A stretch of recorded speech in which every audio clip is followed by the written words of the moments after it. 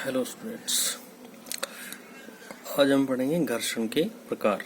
घर्षण कितने तरह का होता है। घर्षण को सबसे पहले हम दो तरीके से, इसकी प्रकृति के आधार पर दो तरीके से इसे क्लासिफाई कर सकते हैं। तो संपर्क सतह के पदार्थ की प्रकृति के आधार पर, दूसरा पिंड की स्थिति, ये स्टैटिक अवस्था में है, डायनेमिक दैट इज गतिक अवस्था में है, विश्राम के आधार पर इसे कर सकते हैं। तो सबसे पहले हम देखते हैं संपर्क सतह के आधार पर। संपर्क सतह के आधार पर हम इसे दो तरीके से क्लासिफाई कर सकते हैं। एक होता है शुष्क और कुलाम घर्षण, इसे हम शुष्क फ्रिक्शन, ड्राई फ्रिक्शन भी कह सकते हैं, कुलाम फ्रिक्शन भी कहते हैं। दूसरा क्या होता है, तरल या फिल्म घर्षण। शुष्क घर्षण वह होता है जब हमारी दोनों सरफेस ड्राई होती है। जब ड्राई सरफेस के बीच घर्षण उत्पन्न होता है तो उसे शुष्क फ्रिक्शन, शुष्क या ड्राई फ्रिक्शन या शुष्क फ्रिक्शन, शुष्क घर्षण कहते हैं। और जब ये जो सरफेसिस है ये तरल की परतों की, जैसे आप ये देखते हैं पानी बहता है, तो पानी जब बहता है तो डिफरेंट लेयर्स में बहता है।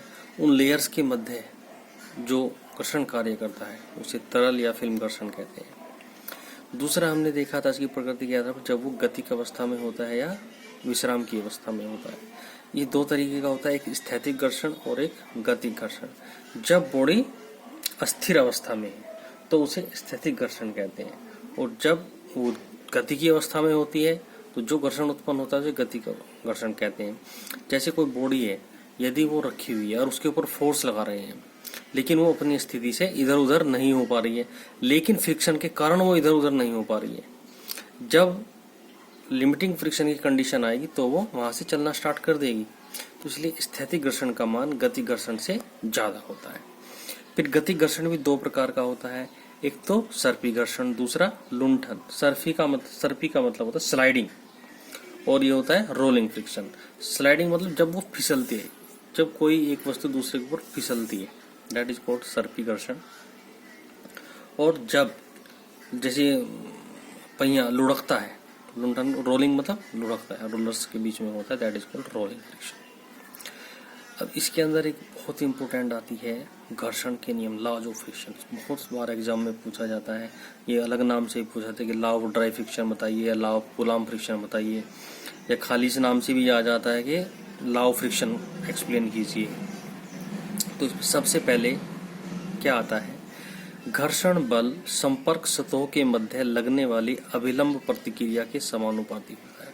जैसे हमने पढ़ा था F mu equals to F upon N.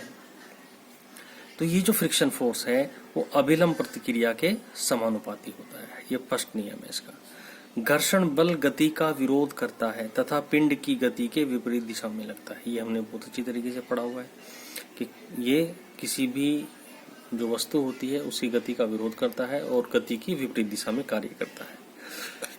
Third है घर्षण बल संपर्क सतह की रुक्षता पर निर्भर करता है।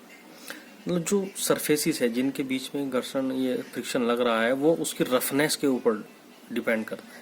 ये इस चीज के ऊपर डिपेंड नहीं करता उसका आकार कितना बड़ा है या कैसे है, केवल उसकी रफनेस के ऊपर डिपेंड करता है। घर्षण बल संपर्क सतहों के क्षेत्रफल तथा आकृति पर निर्भर नहीं करता है, ये मैं भी आपको एक्सप्लेन कर चुका। गतिक घर्षण गुणांक का मान स्थैतिक घर्षण गुणांक से कम होता है। जो स्थैतिक घर्षण गुणांक होता है उसका मान ज्यादा होता है गतिक घर्षण गुणांक से, क्योंकि अगर आप देख सकते हैं कोई वस्तु यदि स्थैतिक अवस्था में है, स्टैटिक पोजीशन में है, उसे चलाने के लिए अधिक फोर्स की आवश्यकता पड़ेगी एज कंपेरिजन टू यदि कोई वस्तु चल रही है, उसे चलती हुई को आगे धकेलने में कम फोर्स की आवश्यकता पड़ती है। तो इसलिए स्थैतिक घर्षण गुणांक का मान कम होता है एज कंपेरिजन टू गतिक घर्षण गुणांक। गति बढ़ाने पर घर्षण बल का मान घटता है तथा गति कम करने पर इसका मान बढ़ जाता है। यदि हम किसी भी वस्तु की गति को बढ़ाते हैं तो घर्षण की वैल्यू कम हो जाती है और गति कम करने पर बढ़ जाती है। फिसलन गति पर घर्षण बल का मान निर्भर नहीं करता है, किस गति से वो फिसल रहा है उसके ऊपर, वो घर्षण के ऊपर डिपेंड नहीं होता है। Okay, thanks.